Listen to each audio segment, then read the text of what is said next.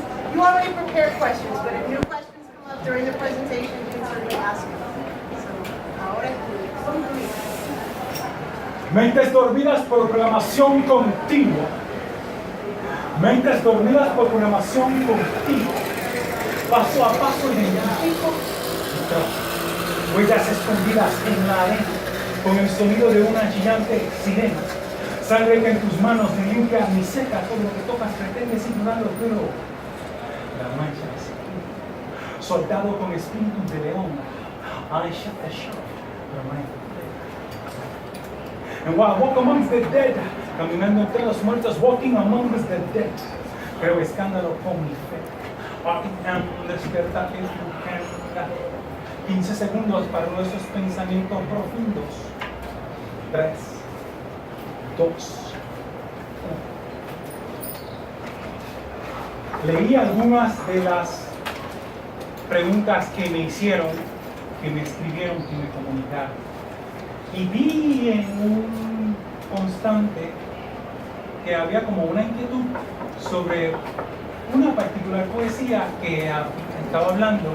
Y nuevamente en este salón me encuentro en minoría con los varones, que parece ser constante en todas las universidades del país y creo que en Estados Unidos. Había una inquietud sobre la perspectiva de una poesía donde yo hablaba de I am a man. I'm a man because, ¿verdad? Entonces, no para justificar esa poesía, sino para explicar el porqué de esa poesía. Esa poesía es una sátira hacia ese hombre, no es un retrato de este. Tampoco decir que esa poesía no existe sin yo no crearla, no, yo la creo. Pero era con intención de que se mirara en el espejo ese hombre cuando lo más importante que debería poder saber hacer es manifestar sus sentimientos. Y es la pregunta al final, o es la conclusión a lo último, todo menos poder llorar. ¿Okay? Esa es la contestación, porque ese se preguntó, yo creo que de 9, 10 tenían que ver con el porqué de ese hombre que hates, rapes, and never negotiates. And never cries. And never cries. El final es como que, pero tú después que dices que puedas hacer todas estas cosas, you can do all of these things. This is what you say you can do. You can conquer, you can destroy, you can punish, you can do whatever the hell, but you can't do something that's important as manifested your feelings. That's where that poem was going. That's where it was going. With, because actually I went back and reread, because the poem was written very many years ago, more than a decade ago. So I explained that usually when I'm writing, because I'm not sure if this is everything, but when I write, I go into this spiritual trance, donde you become something else, and you become the creativo, and that creativo is kind of alter ego of who you are. And he says things that maybe I'm not able to say, or I won't be able to say, or I don't want to say. Like I think most of the poems, I was explaining that sometimes I write the poem and I don't even know what the poem says until I get out of the trance and go back and read it, and then try to understand it from this perspective, not from the poet's perspective. The poetry that you've been exposed to, the poetry that you've seen of me, spans at least 25 years. So I've done a lot of growing up, a lot of maturing, and a lot of changing. From a Bronx kid, from a kid who was born and raised in New York City. And a New York City that was violent, and it was marginalized, and it was persecuted. And the New York that I was born in was full of tecatos that were everywhere, and they were part of the flora, the Bronx, where I was raised at. And they were part of the building where you lived and where you walked out. And they were part of me with my little sister 4 or 5 years old going to the school, which was about 10 blocks away from my house. And we had to walk past dozens of abandoned buildings. I don't know if you've seen those images from the 70s and the 80s, where in New York City or in the Bronx, a lot of the buildings were burnt. Do you know why they were burnt? Because they were controlled rents, which means that the people who were living there were paying. There was a law that they could pay up to that amount. Most of the people were poor, so they could pay up to that amount. The owners of those buildings wanted those people out, but there was no legal way to do that. So a lot of those buildings eventually somehow people were out, had to leave. And that happened to communities, whole communities. And you would walk, you would drive blocks past blocks past blocks of burnt buildings. And maybe there was one person living in that 5th floor with no windows and they had no other option. That was the New York of 70s and 80s. That is not New York now. New York today is a lot cleaner, it's a lot safer, but most people, a lot of people, so that's a piece to live because it's so expensive. Because one apartment or closet could be like $1,000 or something. Could you imagine $1,000 in Puerto Rico? If you were paying $1,000, you'd probably live in a big mansion or something. Or a nice community with acceso controlado, right? Yeah. That was the New York that I was talking about. So you've seen the span of poetry for at least 25 years. So there's a lot of different things that happened to me from that Mentes Dormidas Proclamación Continua, which is where I'm already as an adult and I'm looking at things from a different perspective. Or from, let me find some poetry so we can analyze some of that. You know, the only thing that keeps us from swinging on vines and climbing on trees is the ability to reason. This one's pretty old too. So what's your purpose? Exercise thought until you're plump, cut, and lean. The mere sight of you will intimidate the mental rapist. So masturbate your mind until you come into your senses. So I said, masturbate your mind until you come into your senses. Remember that a criminal knows his victim, and with strength, you can stare him down intellectually and scream with powerfully defined thoughts. Aim them directly at the growing of the abuser's brain. Maintain sustained substance. Total contact with the eye that always sees, even if you're not looking. Institutionalize your fears along with the crazy. Yeah, I said institutionalize your fears along with the crazy. Keep your fears, keep a few extra goods on your conscious shelf and prepare for the quake. Then shelter yourself with books. Listen to those with knowledge. Exclude no one. Awake from that deep sleep. Caffeinetize your mental state. Treat your mind as if it were the earth and it will never shake. This is another one of those poems that I like, that I don't read that often. And I didn't read it the other day. Mentes Dormidas, Programación Continua. Paso a paso, we're going to take you to a place. Warp speed! Your captain has put on the seatbelt signs. No time to unwind.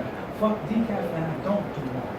Picture yourself, 1969, KKK, Black Panthers, young lords and cops on the rise, Vietnam on the prize. This is starting to come together. The forecast says bad weather. Get my Uzi and load up my 9. Oh God, please help me, I've never committed a crime. Lead me in the right direction, I need to be wise and I'll use all of this frustration. But if not me, who? I have to fight along with my brother too, a revolution, a revolution, a revolution. Cry, a revolution. A revolution, cry, or die. You have the right to choose your weapon. Stop the house the best you can. God versus Satan. My side spells G-O-D. Can't you see? Grant versus General Lee. This is starting to come together. The forecast says bad weather. Get my Uzi and load up my 9. Oh God, please tell me I've never committed a crime. Lead me in the right direction. I need to be wise and I'll use all of this frustration. But if not, be cool. I have to fight. Lenguas extrañas al oído por vibración, un canto sin música, una canción sin imitación. Boca musculosa, pero pregúntate qué diablo es esta cosa que te hace la nariz mocosa, verdad horrorosa. Monstruo que de la oscuridad, periódico cual página con grandes letras desea y dice una gran realidad. Cambia tu canal, pero sigue la señal, porque llego a tu cráneo, día tras día tu itinerario. Truena e ilumina, perspectiva la llave cuando conecta el rayo. Te pregunto, yo contesto el por qué. Pelea e inscribir. ¿Qué el mundo quisiera ver? Trato de explicar al ver. Existe lógica cuando decido entender, cuando decidas entender. Pero me parece que tu pregunta era más íntima, era sobre ponerme como frágil, como humano, como el que comete los errores, ¿verdad? No sé si van a salir eso, pero hay una en esa del piso por primera vez. Tierra taína como yo. Entiendo y sé que vivo por creación y por definición. Camino entre realidad y fantasía, ese simple pensamiento me brinda unos pequeños. Descalzo en mi aldea que estoy, porque un pasado da siempre reflejo al hoy, hasta con sus complicadas formas, una sombrilla no detiene el sol, admira la perfección de cada hoja de un árbol.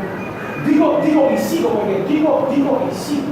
Mi mezcla, mi sangre y su mezcla como pasaporte me identifica aquí o en cualquier cosa.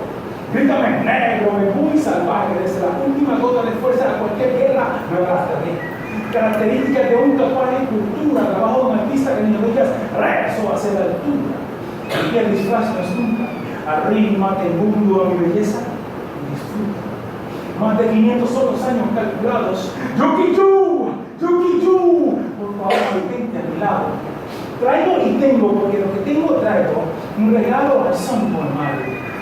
Semilla escondida, bañadita y vestida, inspira raíz, invitada a un descubrimiento de mi brillante país. Dicen que fue amor a primera vista. Rayos penetraron su rosa piel. Rayos penetraron su rosa piel. Rayos penetraron su rosa piel.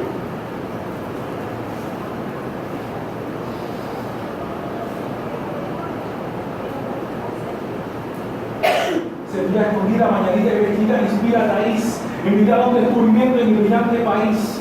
Dicen que fue amor a primera vista. Rayos penetraron su rosa piel.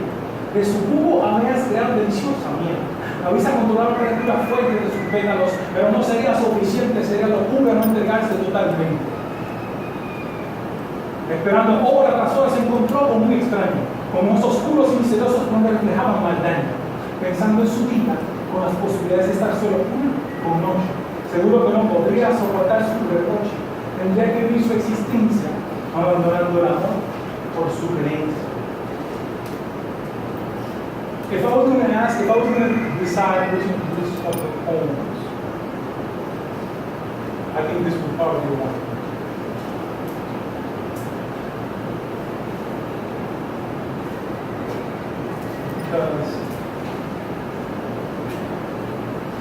Because it's self-awakening, it's find yourself, it's where you are. As a New Yorker or as a Puerto Rican born in the U.S., you know how they say that la palabra puertorriqueña is where you see the most flags anywhere? It's because we're manifesting our Puerto Ricanidad, which in an island, or in this island, in our island, it's almost illegal to walk around with a flag. That happened after the hurricane. Everyone had a flag after the hurricane because we were back to being who we were. But it's amazing how me walking around with a t-shirt and a Puerto Rican flag immediately identifies me as someone who's from the left. Not necessarily true. But if I was in the USA and I had an American flag on my t-shirt, I'm a patriot. So what's the difference? And why is it bad or seen differently on the island? And it's because when you start affirming and finding yourself, finding who you are, that becomes threatening. I was watching Watching serie que se llama The Wire. I don't know if you've seen it. It's about gangsters and stuff like that, and it's about drug dealers and all that. And there's a scene donde hay un musulmán, pero de los de Malcolm X, that are not the same necessarily are the ones who are in other countries. Not that one thing's bad, just saying that identifying that there's a difference. And he says, what's the most dangerous thing in the U.S.? What's the most dangerous thing in the U.S.? And I'm going to use the word that he used. A nigga with a library card. A nigga with a library So we card. read Nigerican Blues the other day, so they're Yeah. A nigga with a library card. And that's the most dangerous thing in Puerto Rico. A nigga with a library card, boy, you got a library card. Because once you start acquiring knowledge, there's 3 ways to acquire power. There's 3 ways, from my perspective, 3 ways to acquire power. You're in a university. This is one of the most, not everyone, as you know, historically had the opportunity to go to universities. A quick look, there's more women than men in the classroom. And for the men, that's the norm now in most of the universities. That's not the same around the world. I don't even think that's the same in the West. I don't know. But I don't think that's the same. So what I'm trying to, that's not the same. Once you acquire that kind of power, no one can tell you what to do. And you know that people are going to be telling you what to do. You'll be like, please, you crazy, you can't tell me what to do. I got to bring for myself, I have to think for myself, right? So that's one of the ways you acquire power. Power acquiring, that's what that means. Neighborhood library card. The other way is brute force or a gun. If you have a gun, probably you're more powerful than most people who don't have a gun, right? Unless he's a karate expert or she's a karate expert, right? And the third one, which most of us, I would say not have, it's a lot of money. And I'm talking about a lot of money like George Soros. I'm talking a lot of money that Carlos Slim. I'm talking a lot of money that La Familia,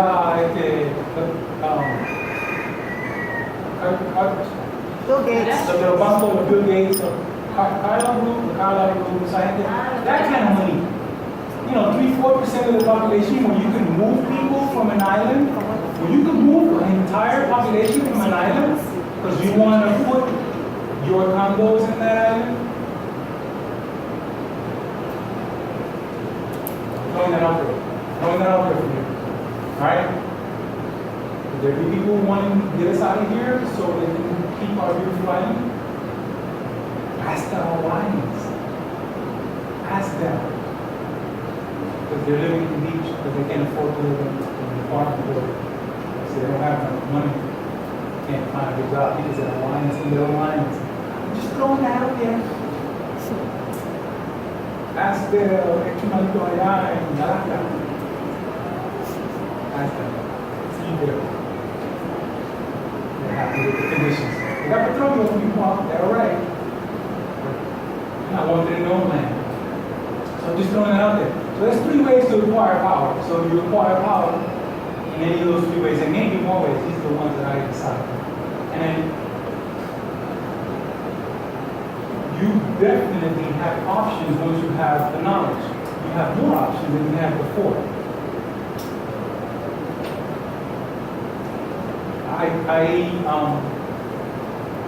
This movement, this poetry movement that we participated in para lo de Vieques, what did was it just brought all these people together with a lot of different talents with one thing in mind, with one thing, one focus.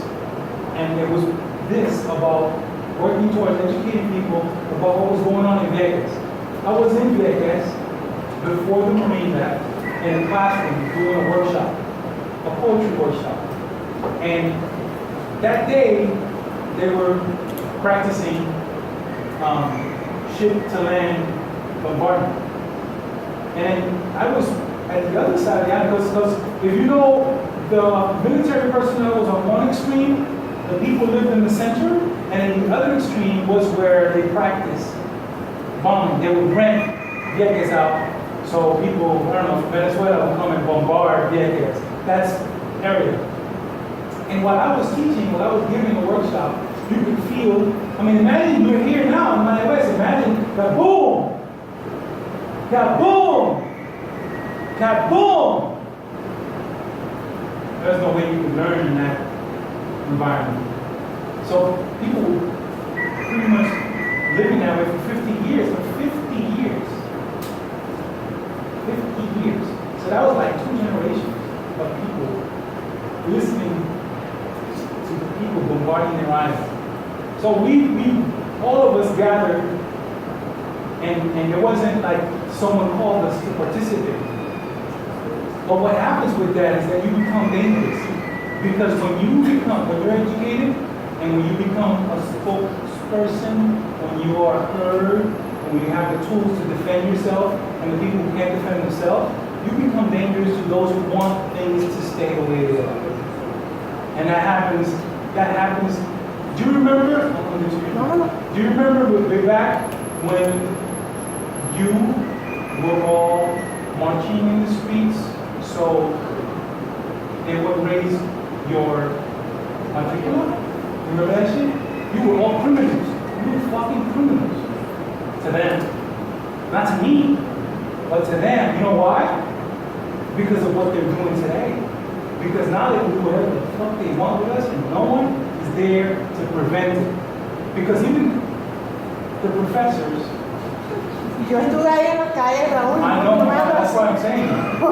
Exactly, that's what I'm saying. All right? I mean, because they went through hell too because of being out there and speaking, just like the rest of the students. And all of the ones who are out there. And now you're going, espérate, oh my God, ¿cuántos? 400 millones que nos van a cortar. Y nos van a subir la matrícula que es lo mismo que el sector privado. You know why the University of Puerto Rico exists? Because it is the main vehicle to educate the rest of Puerto Rico. Because you would come here because you didn't have enough money to go to La Católica that has 100, whatever, 50 years. And I knew that because it was too much money, it was too expensive for most people. People who have money to go there. La universidad pública es para la gente de una universidad que no tiene. You don't have means to go to universities outside, Harvard and shit like that. But today, 5 months later, we're looking back and going, hey, ellos tenían razón. Everything they were asking for 5 months ago, this is not that long ago, this is 5 months ago. 6 months ago? La huelga. Yeah. Un año. Eso fue ayer. Sí. And it's like, look today, everybody's going, wait a minute, no, los pensionados, no, espérate, la educación, no, espérate, la escuela no la cierren. Y ahora, ¿quién va a sacar la cara por nosotros? ¿Quién podrá defender? Wow, you guys don't jump in. That's where I'm at. ¿Pregunta? No era pregunta, era eso mismo, que de verdad, eso es, la razón que están intentando achicar la universidad, los recortes, es porque aquí es donde hacemos pensamiento crítico.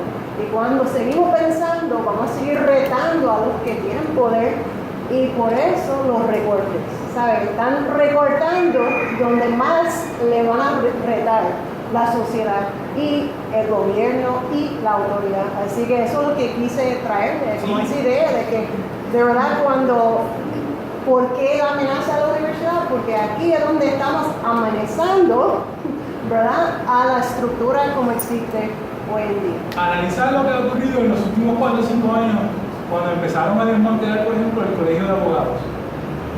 Una de las principales estructuras que con cualquier gobierno que se ponía en frontú, le hacía frente. Y tenían las cabezas más inteligentes del país allí haciéndole frente a esa gente. ¿Qué pasó? Poco a poco los desmantelaron, ¿no? Que ahora no tienen que pagar para poder pertenecer. Y toda esa gente que era como 14,000, pues ahora es como 1,000 y pico. Colegio de Trabajadores Sociales, Colegio de Enfermeras, toda esa gente que se puede unir, las cooperativas. Whatever organization, esto no es en Puerto Rico nada más, gente. This is around the world. I mean, if you go to Spain, I just came from Spain about 2 months ago. If you go to Morocco, I just came from Morocco about a year ago. All these things are happening everywhere. We think it's here. Entre quién va a ser el presidente de qué sé yo, qué organización política, when it becomes the same shit because they're all prostitutes. I can say that on call. Yeah, see that? You got that kind of liberty. And you got that kind of liberty, and you got that kind of responsibility, because every one of you who is here today is acquiring something that not everybody has. You are one of, I think, of 6 Puerto Ricans who have, you're all Puerto Ricans, who have education. 1 of 6, 1 of 8. I think it's something like that. So you have a big responsibility. It's not just acquiring knowledge to become or to have money. No, it's acquiring knowledge to represent everyone else who can't do it for themselves, either because you have had opportunities, privileges, or intelligence, right? To be able to pull this shit off. Or la consecuencia, or la insistencia de educarse. But not everybody's here. Well, I don't know why, because I'm smarter. I don't know, maybe not. Maybe not. Maybe just because mom was good to me. Mom said never come. ¿Verdad? ¿Tienes una pregunta ahí? Yo, acá. My name is Diego. Daryl, what's up, my man? Okay. Yeah, I had you say that moving to San Francisco really marked you as a poet and as a person. Yeah. Because you learned a lot about this. For the first time in my life, I had gay friends and lesbian friends. You know what that is? To someone who's an animal coming out of Bronx, who didn't fucking, I had no idea what that, I thought they were Martians for a long time. And then after that, I became part of the AIDS Foundation, which was the first or one of the first organizations to provide help to people with HIV/AIDS. And then I fell in love with a lot of people. That's what I did. I became so respectful to people who I was scared of. So this move from you to San Francisco, how does it affect you as a poet and different to other New York writers who remain in the city, this tough city, and have to maybe like Willie Perdomo to remain this tough this tough act instead of just letting go and becoming, like you said, when you meet big mass, more liberated? Wow. I don't even know if I can answer that. No, I go back to New York now, and I know that I can't survive in New York. I don't have the skills to go back to New York. I would have to go back to New York una incubadora for like a year to get back to speed, to act like New York, to be like New York, to sound like New York. But New York is not what it was tampoco 25 years ago, 30 years ago. New York has changed a lot. As a matter of fact, I was just there 2 months ago. I stopped, but they don't have like abandoned buildings anymore. And I'm like, what is this? This ain't New York. And they don't have like strip cars. You don't even see strip cars anymore. I didn't see it. Graffiti. You don't clean up the graffiti. They clean up the graffiti.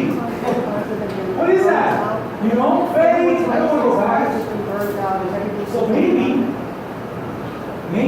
to answer your question, maybe los compañeros también han cambiado with the transition of being in a hostile place and assuming responsibilities. Look at what has happened to all of us. All the ones that you mentioned so far, including Adabo. All of us are teachers one way or the other. All of us have become mariposa. All of us have become teachers. And if you put us in a room, we start sounding alike. There's a lot of things about us that they sound alike. And it's because I think it has a lot to do with growing up marked that way. And then all of a sudden understanding that you have, out of the 3 options that I mentioned to you, having money, having education, and having a gun, we've chosen to give the knowledge. I didn't read a book until I was 20 years old, 19, 20 years old. So I was practically a dysfunctional illiterate, or functional illiterate, right?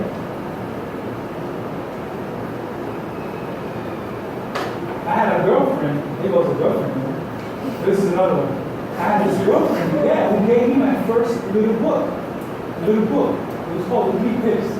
Una investigación de Sherlock Holmes. It's like this. I still have it. This big. Yeah. Okay. This big. And in that book, that was my first book that I got to read from cover to cover. I was like 19, 20 years old. That's a lot of not reading, right? That's a lot of not knowing. Then all of a sudden, like, wait a minute. Oh, there's knowledge to be had. I want to read more. I have like hundreds of books in my house. But that was so important that someone believed in me. We talked years later, you know, growing up years, like a decade later. We talked, now she's a judge. She's a lawyer, judge in Oregon. And we communicated. And I said, do you know what you did to me? Do you know what you did for me? Opening my book up? Opening my life up? Teaching me?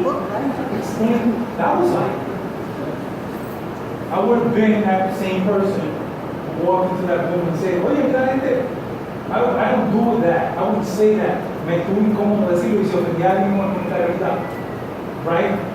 Porque era como que de llegar a eso a donde estamos hoy, ha habido mucho caminar. It's been a long walk.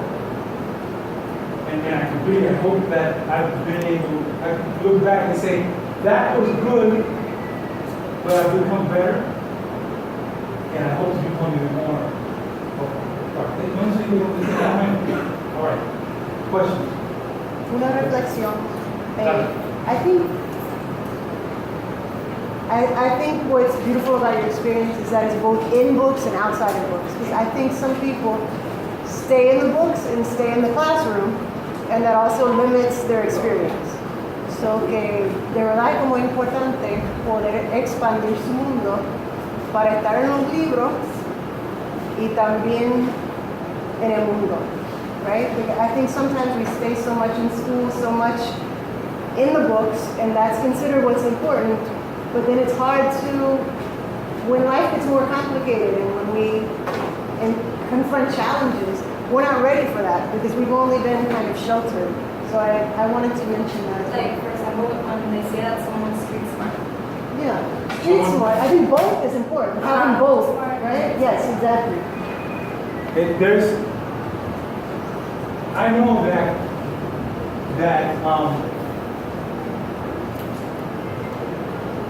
having the experience of being a New Yorker and then being able to look back and read Malcolm X and understand, and read Thomas down these main streets and go, oh shit. Because I thought it was part of what was supposed to happen, not part of the plan. You know? Because we look at what we are today, y mencioné ahorita lo de la Junta, o mencioné donde estamos hoy, con esa lección, and you go, okay, we made big debts, and we owe a lot of people money, so we're supposed to be, like, we're bad people. You know, we got all this money that we owe. No, it's part of what's happening around the world. So if you look at Argentina, so if you look at Spain, so if you look at Brazil, so if you look at all of these countries, even the US, if you look at all these countries, behind that there's a scheme. There's a strategy. We were talking about the schools being sold in Puerto Rico, right? They're selling the schools, right? Well, they're closing the schools to eventually become privatized. That's exactly what happened after Katrina. That's exactly what happened after Katrina. That's exactly what happened after Katrina. They went in, closed schools, privatized the whole system. Because people are looking for these opportunities. You know how much billions of dollars are in education that's taken out of the presupuesto del país? I mean, it's like billions of dollars. I mean, there's more presupuesto en el Departamento de Educación que la mayoría de los países latinoamericanos. So this lady, we don't know how she got here, we don't know how she got here. But this lady was in charge of educating us, right? Educating our next generation. Who was closing the schools. And that we've been really kind to because she's, I guess, I don't know. Yeah, contract us. So she's Catchy. Entra. ¿Entendés? No, estaba buscando una compañera. Voy a leer ahora, siéntate. Vete, voy a leer algo. No.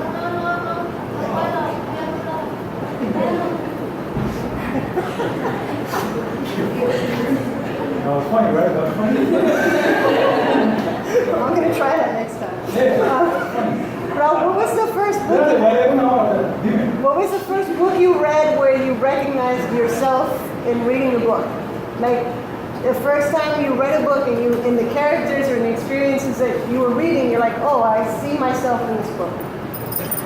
Well, when I read Malcolm X, I saw myself, I saw my people, I saw our experience.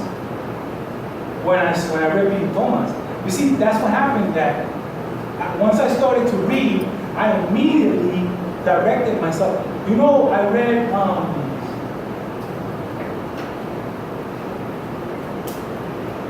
la poeta negra que escribió sobre siendo esclava. Poeta negra contemporánea.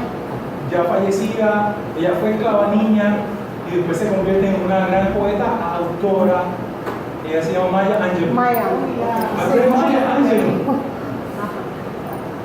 Oh, que vi Maya Angelou, you're like, oh, so yo me fui directamente en esa dirección. And it was,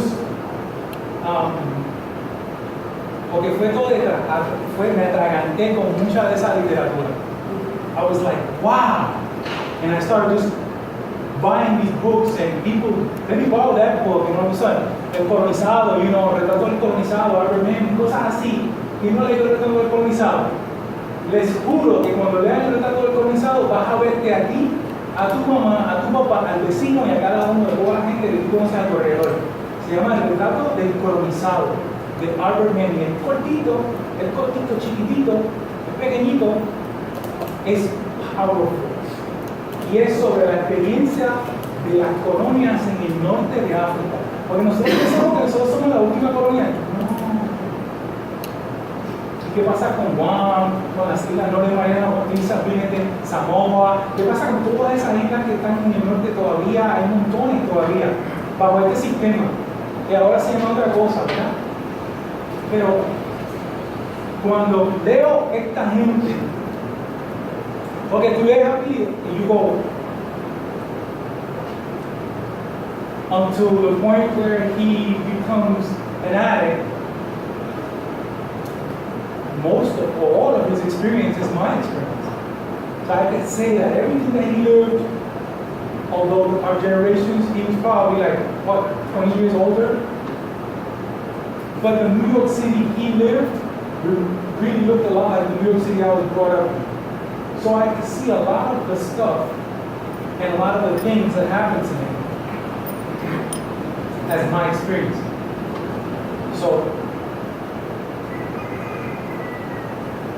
when I came to Puerto Rico, my grandfather, and I still have it, my grandfather gave me Gandhi. And then you go, oh, okay. Because es lo mismo que pasó con India, le pasó con Inglaterra, Libia, y la colonia, y la gente perseguida, imaginada, después de esclavo, y tú reaccionas y tú actúas, y tú estás reprimido, toda esta dinámica. It's the same fucking shit. And then the same person I just mentioned, my grandfather who passed away. After I read Gandhi, I brought it back to him. He said, no, that's yours. But I got something for you. And then he grabbed el libro de Don Pedro Luis Campo. You know? Okay. Now the world makes sense to me now. I can't go in the other direction even if I wanted to. There's no way that I can go in the other direction. There's no way that I can see the world differently. There's no way that I can see repression differently. There's no way that I can see marginalized differently. There's no way that I can see slavery differently. Because of all of those people that I've got exposed to. And it was just people around me who just did me the favor of educating me. This is before university. This is before university. When I'm in university now, I can argue about it because, now I tell my students, and I guess you guys have the same experience.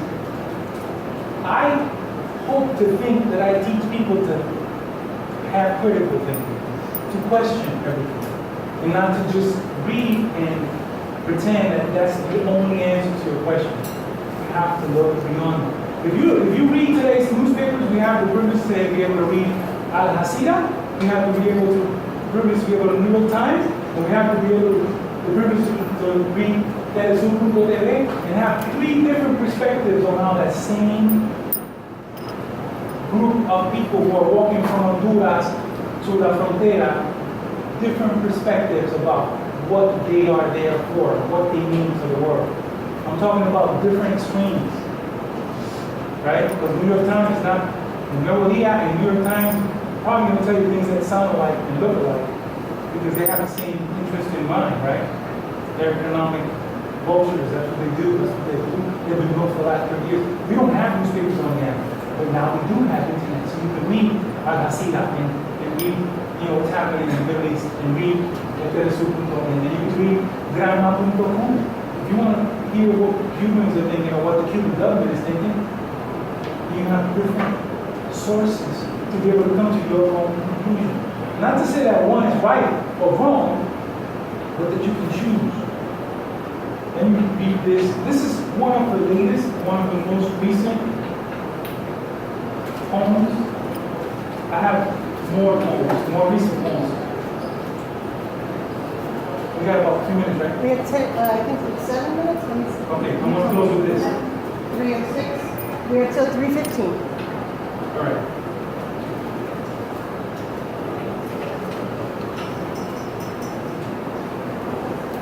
Ya no escribo poesía, hoy cargo mi fusil con nueva munición de intimidación en self-defense. Ya no predico la paz, ejerzo acción para garantizar mi sobrevivencia.